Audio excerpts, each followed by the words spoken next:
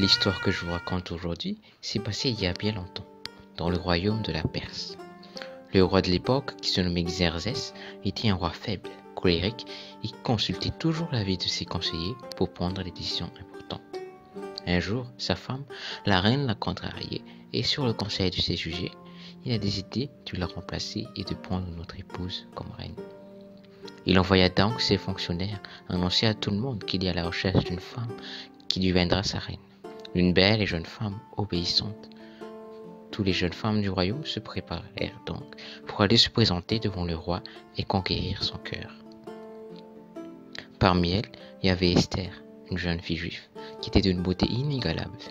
Esther faisait partie de la colonie juive qui a été déportée en Babylone. Elle a été élevée par Mardochée, son cousin, après la mort de ses parents.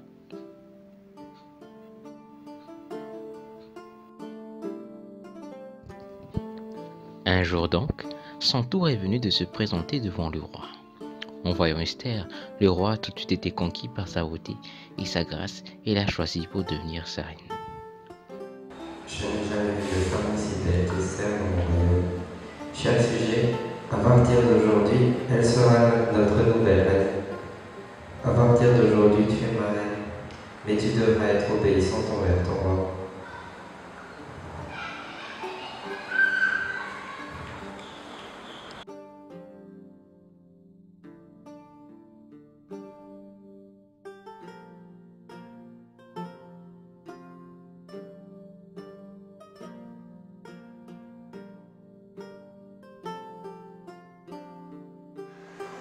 C'est un honneur pour moi d'avoir été choisie comme votre reine.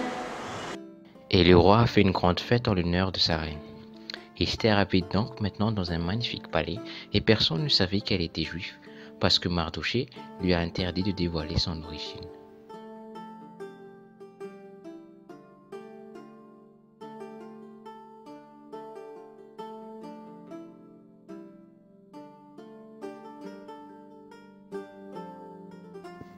Quelque temps après, le roi donna le poste de premier ministre à un homme appelé Haman, un homme fier et orgueilleux. Tous les fonctionnaires du palais s'agenouillaient et s'inclinaient devant lui quand il passait, tout sauf Mardochée le juif. Haman était furieux qu'un juif refuse de se prosterner devant lui alors qu'il est le premier ministre, parce que les juifs ne se prosternent que devant leur Dieu.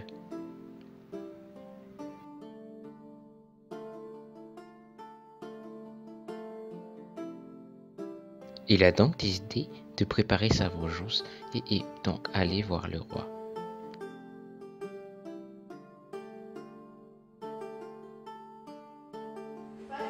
Votre Altesse, il y a un peuple dans votre royaume qui n'obéit pas à la loi. Ce peuple représente un danger pour votre royaume. De quel peuple parles-tu? Le peuple juif, votre majesté.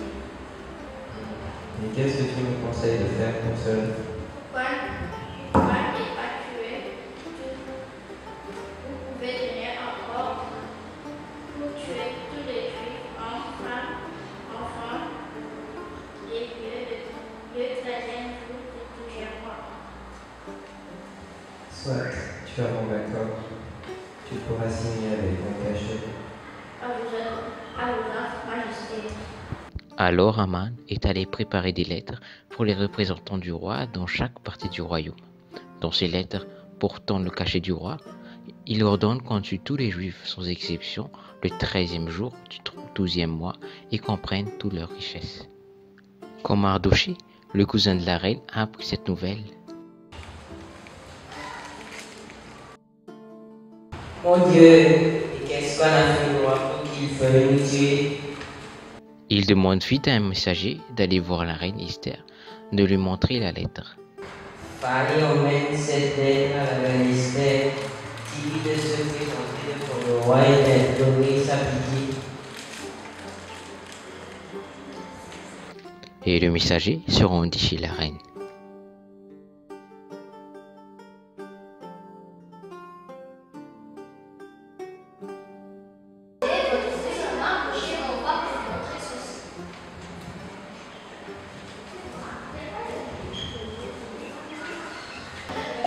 Pourquoi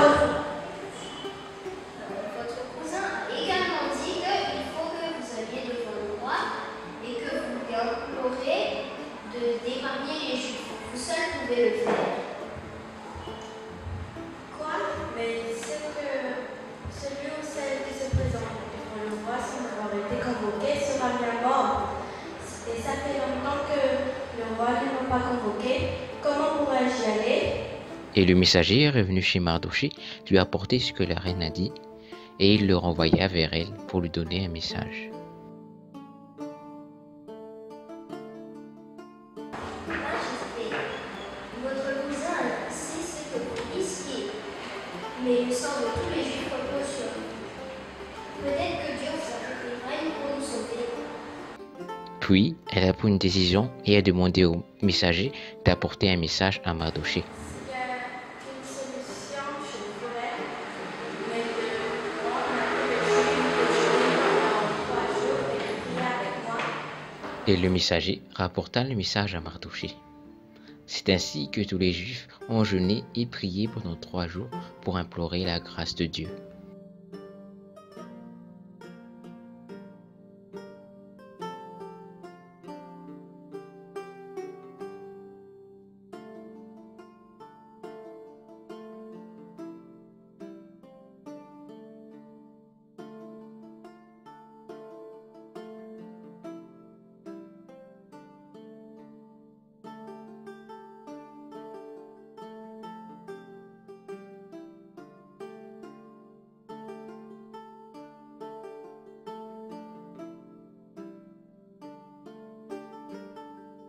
Et après, Esther se prépare avec ses habits de reine pour aller devant le roi. Seigneur, je te supplie, donne-moi le courage de ça avec moi. Elle pénètre alors dans le cour du roi qui était assis sur son trône et était entouré de ses fonctionnaires. Quand il la voit, il la regarde avec bienveillance et lui tend son sceptre. As-tu quelque chose à me demander? Car si c'est le cas, demande-moi ce que tu veux et je te le donnerai. En effet, j'ai quelque chose à vous dire, mais je vous en prie. Haman a un festin que je prépare demain et je vous dirai ma requête. C'est d'accord, moi et Haman y prendrai plaisir à ce festin.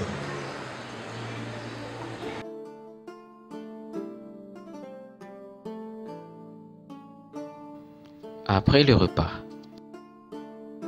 Ma reine, le repas était succulent, mais que désires-tu? Je te le donnerai, même si c'est la moitié de mon royaume. Je désire qu'une seule chose, la vie sauve. En effet, moi et mon peuple, nous avons été condamnés à être tués alors que nous n'avons rien fait de mal. Quoi? Qui a fait ça? C'est moi, le roi.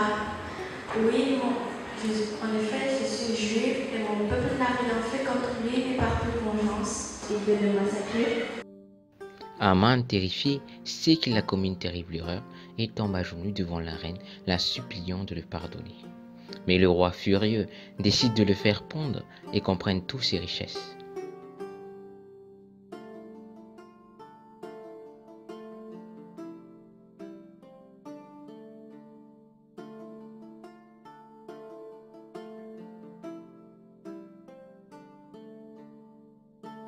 Quelques jours plus tard, le roi accepte de donner un nouvel ordre pour donner la vie sauve à tous les Juifs, puis il donne à Mardochée le titre d'Aman, c'est-à-dire celui de Premier ministre.